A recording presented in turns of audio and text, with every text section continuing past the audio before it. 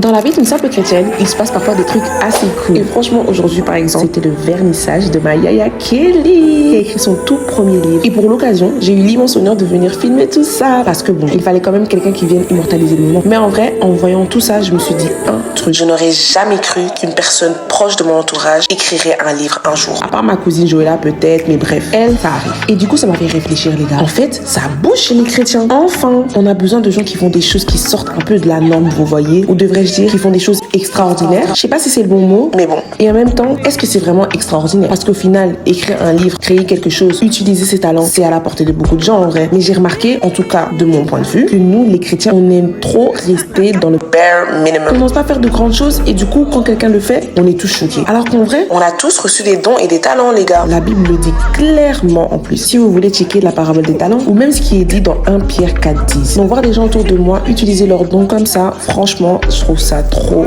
beau. Limite émouvant en fait, c'est vrai. Les gars, checker le livre, il est genre trop beau.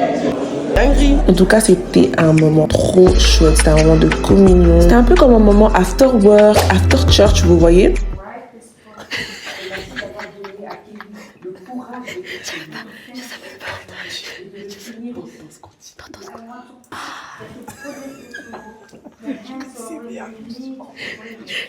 On n'a pas souvent des événements chrétiens qui sont chill comme ça. Souvent, c'est des concerts, des grosses conférences. Mais en fait, parfois, on a besoin de calme. Et là, justement, c'était tranquille, entre filles. Bon, il y avait quelques garçons, mais tranquille. Et franchement, j'en avais besoin. Ah oui, je ne vous ai même pas encore dit de quoi parle le livre. Du coup, le titre est déjà hyper fort. Briser pour restaurer. Et comme le titre le dit, ça parle un peu de comment Dieu restaure nos blessures, comment on peut se reconstruire après avoir été brisé et tout ce tralala. Et honnêtement, c'est un sujet qui nous concerne tous. Parce que d'une manière ou d'une autre, on est tous brisés. Ou on a tous été brisés à un moment de notre vie. Donc juste pour ça, je vous le recommande vivement. Anyways, a nice moment with nice people in Christ. Que demander de plus?